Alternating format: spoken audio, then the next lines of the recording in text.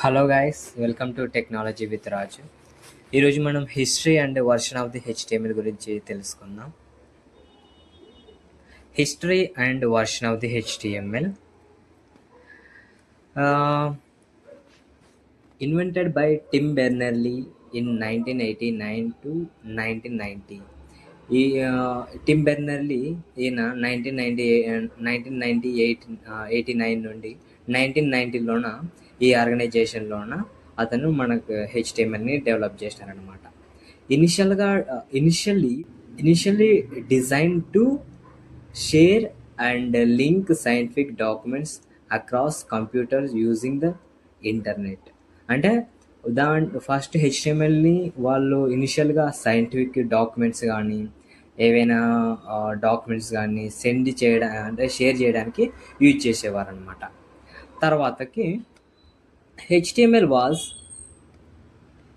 Was a part of the large project which includes the first web browser and HTTP protocol, hypertext transfer protocols.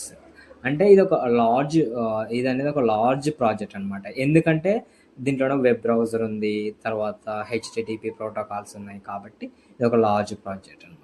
Okay, తర్వాత the first available description of the HTML was document called HTML tags. First వీళ్ళు tags అని హెచ్టిఎంఎల్ని పిలిచేవారు అనమాట. ఎవరు?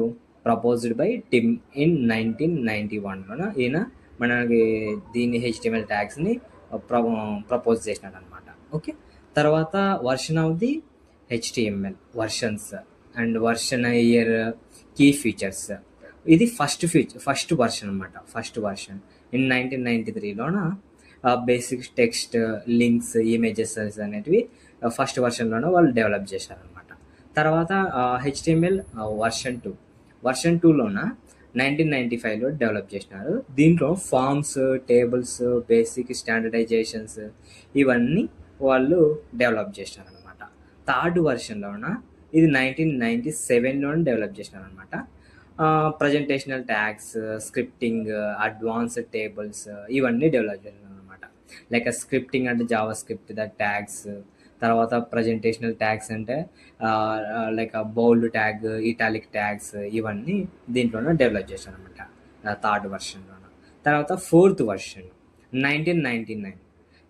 దీంట్లో separation of the content and styles, ability and strict transitional frame set ఇవన్నీ develop చేసినారనమాట. Separation of the content అంటే like HTML separate, CSS separate, ఇవన్నీ సపరేట్ దాన్ని చేసినారనమాట. ఓకే, తర్వాత అబిలిటీ మీన్స్ అబిలిటీ అంటే లైక్ ఆల్టర్నేటివ్ యాట్రిబ్యూట్స్ ఇవన్నీ దాంట్లోనే యాడ్ చేసినారనమాట. ఓకే, ఇన్ 1999 ఫోర్త్ వర్షన్లో. తర్వాత XHTML ఫస్ట్ వర్షన్ అంటే XHTMLలోన ఫస్ట్ వర్షన్ 2000లోన వాళ్ళు డెవలప్ చేశారు అనమాట. Strict XML extension markup language based syntax. అంటే బాగా స్ట్రిక్ట్గా సింటాక్స్ తీసుకొచ్చినారు అనమాట. అంటే ఎట్లా అంటే ఫస్ట్ ఒకవేళ ఇప్పుడు పారాగ్రాఫ్ ట్యాగ్, ఓపెన్ ట్యాగ్ ఉందనుకో, ఖచ్చితంగా క్లోజ్ ట్యాగ్ అనేది ఉండాలి. కానీ బిఫోర్ ఎట్లున్నదంటే దాని లేకున్నా కూడా వర్క్ అవుతుంది, కానీ సింటాక్స్ అనేది స్ట్రిక్ట్గా చేసినారనమాట దీంట్లో 2000లోన.